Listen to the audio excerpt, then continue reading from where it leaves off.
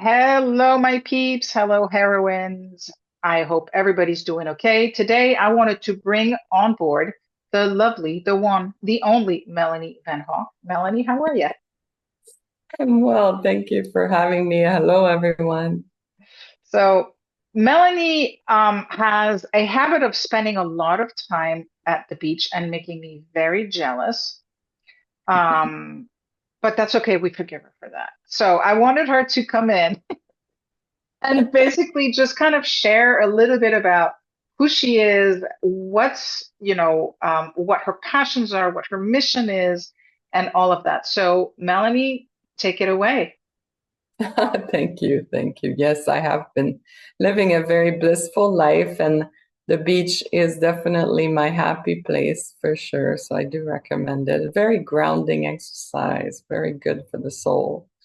Um, but yes, the path that I'm on, my mission has started just about 4 years ago now when I had a serious hiking accident. So that's why I don't hike anymore. I spend more time on flat surfaces now and had a serious brain injury as a result. And overnight, I couldn't sleep anymore, had some serious pain issues that I'm still managing. And so it became my passion to learn and discover everything about holistic medicine and to specialize in sleep optimization. And the way that I help people sleep is through meditation and dream analysis. And I also use breath work, other modalities to help with that significant ability for us to go from this hyper stimulation, high frequency beta brain waves into alpha and theta, and the ability to really be able to do that on demand and to be able to go and have a meaningful rest at night. Which is amazing because when you don't sleep and like, first of all, it's frustrating as hell. Mhm. Second of all, everything is so much harder when you're tired. Yeah, yeah, for So much sure. harder. For And sure. go ahead. Well, I was just going to say, sleep is not something that we learn, right? It's something that we're able to do, and it's something that we need to access. And so it's not so much about, I know when you're not sleeping, it feels like, oh, I need to learn to sleep. But in fact, you just need to access your ability to sleep. All of us are able to have significant rest every night. And I know that because I used to. And then I went through my divorce, and like nighttime was my nighttime to just, you know, for the, and it was like ever since that was like almost 15 years ago. And I don't think I've had a decent night's sleep for 15 years. So Mm-hmm. it's, so what, take us a little bit through your process. Like, what did you learn? How did you get to a place where, despite having had this TBI, Mm-hmm. that you're now in a place where you get good sleep and you can teach others how to tap that ability. Well, luckily in the hospital I was in, one of the first thing they taught us was meditation. We had an 8-week course on mind-based stress reduction, meditation specifically, and how to really reconnect with our ability to get powerful sleep through that. And at the time, we all thought, wow, this is really weird, right? None of us can sleep. We have horrible pain. There's all significant car accidents, all types of accidents that cause these brain injuries. And so we're all kind of, what is this? And at the beginning, I couldn't meditate at all. I couldn't even quiet my mind long enough to even have a 2-minute meditation, right? And every time I would close my eyes and do a body scan, the pain would be so significant that I would wake up feeling angry and frustrated and didn't have a good experience. And so it was very transformative for the doctor to recognize this is the path to health again, and this is what we do for people that have this type of injury.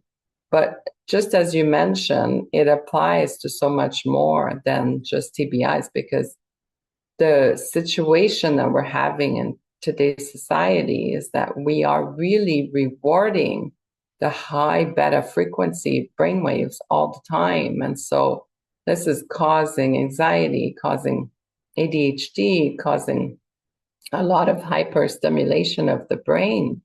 And when we do want to access that quiet brain, well, the brain is like, no, this is not what I'm doing. I'm up here bouncing off the walls.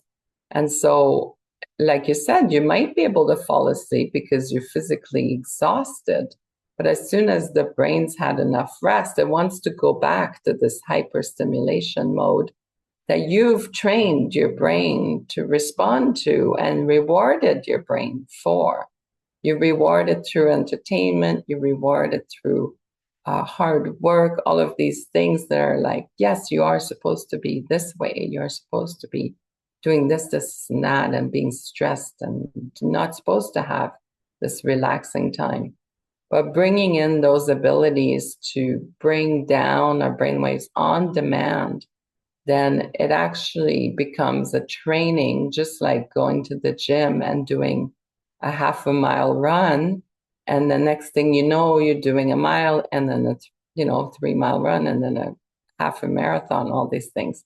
It's the same thing. You're training your brain to be responsive to what you want it to be and to access those calmer and more relaxed brainwaves when you want them and when it's appropriate. And to do that, you have to do that throughout the day. You have to do it on demand throughout the night as well.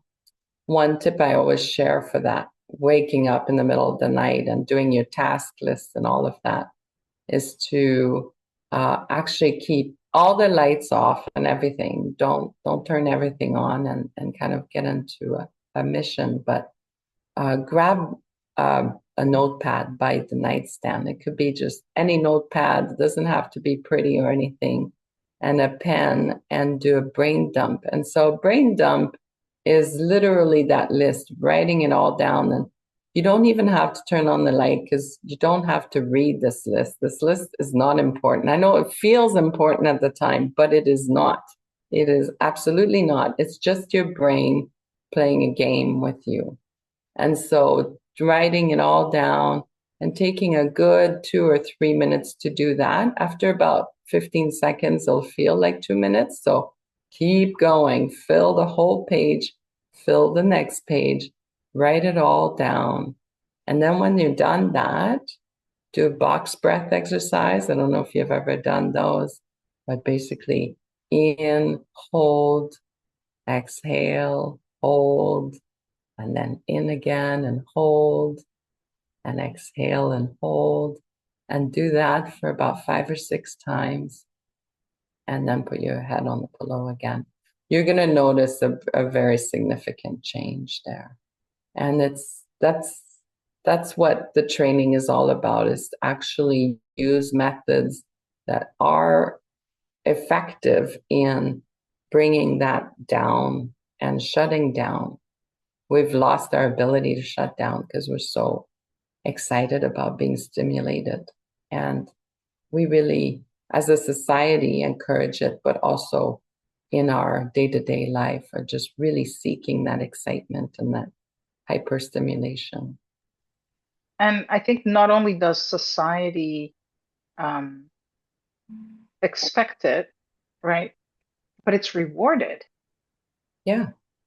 It's rewarded. So, and that hits all the dopamine centers in the brain.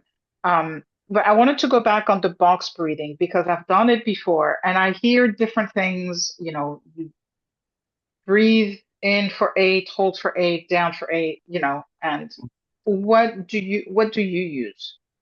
I think 8 is pretty long. I mean, you Okay. could build your way up to that, but I would say uh, you're not wanting to do breath work exercise. This is not an Okay. exercise for your lungs. It's an exercise for your brain. Okay. And so even doing a 4 second in, gentle in, it's not like, it's like nice and easy and hold for 4 and release. But when you're releasing, one of the things I always say is don't exhale, just release. And there's a big difference there, like when we're thinking exhale in breath work or in yoga, we're intentionally letting it out.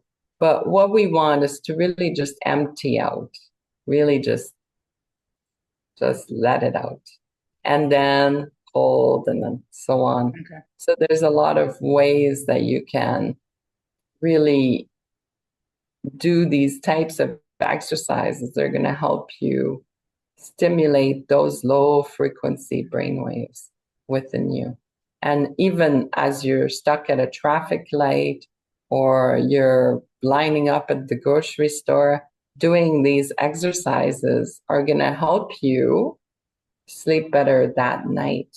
And so the more you're able to do it throughout the day, and the more you're able to access that ability to chill your brain, the more you're going to be able to do it when you need it most.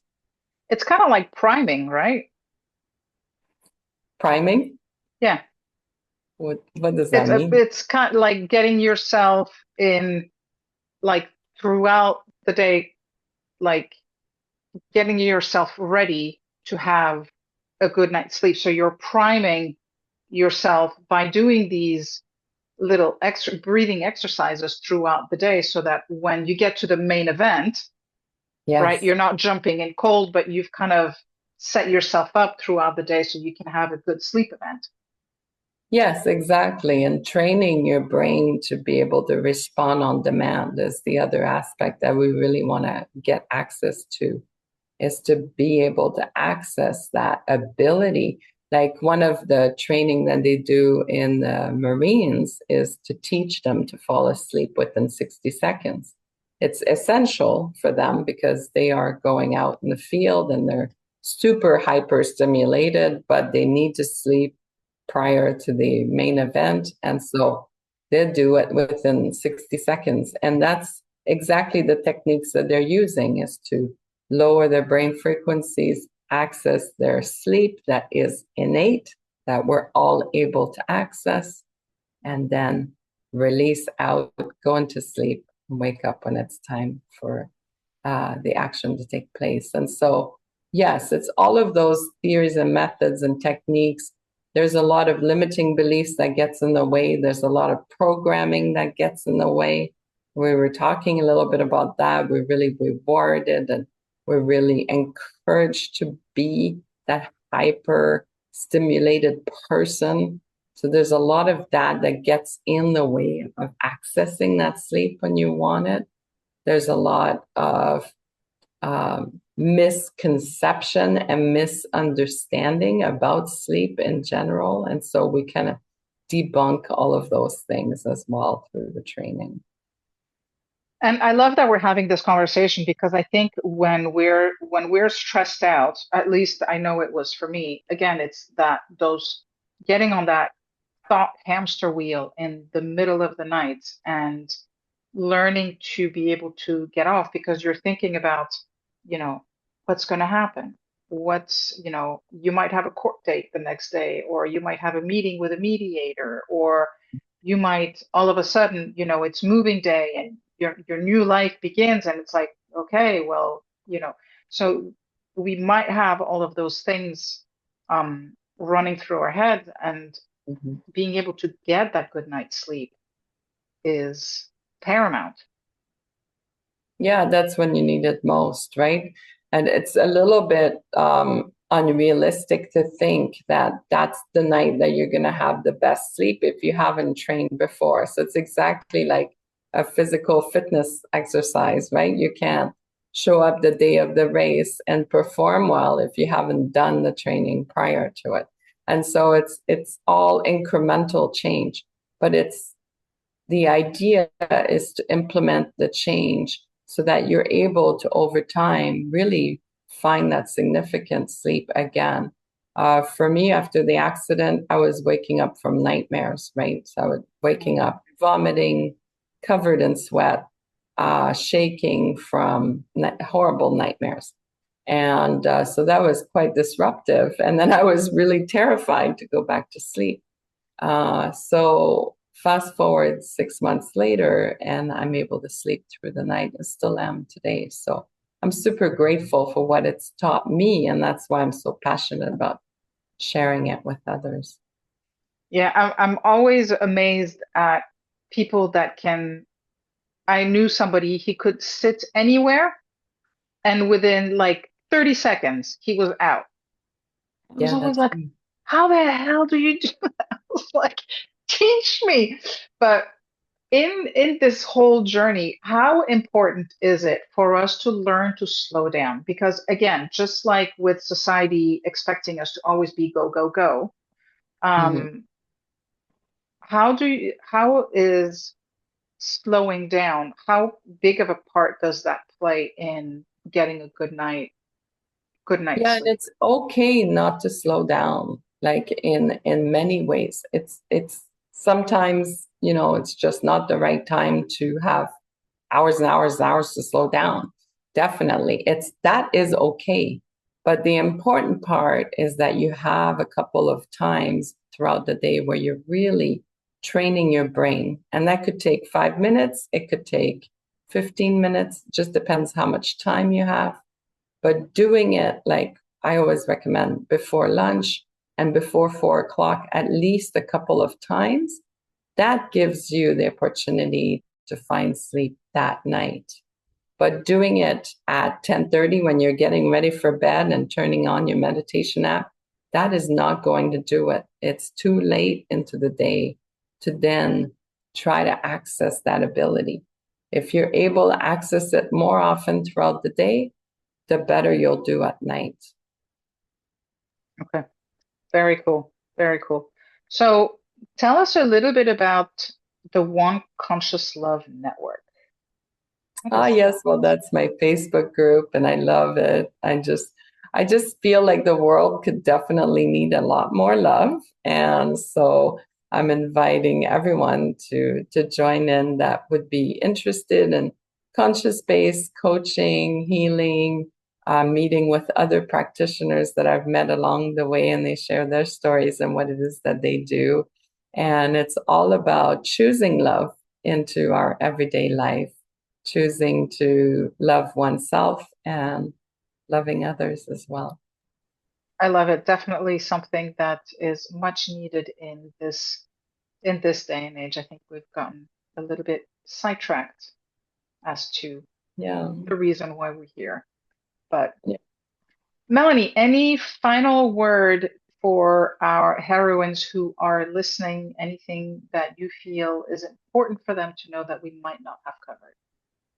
Oh, I just want to invite you to connect, whether you connect on social media or directly on a discovery call. I just want to invite you to discover what it is that you can access within yourself, because I feel like there's just too many people that are like, I've never been a good sleeper. I'm never going to have a good night's sleep again. It's really sad. There's no need for that, really. And so, uh, at least to reach out and connect, and then let's find that sleeper within you. Awesome. Awesome. Awesome. All right, Melanie, thank you so much for joining us. Heroines, thank you so much for stopping by and for watching.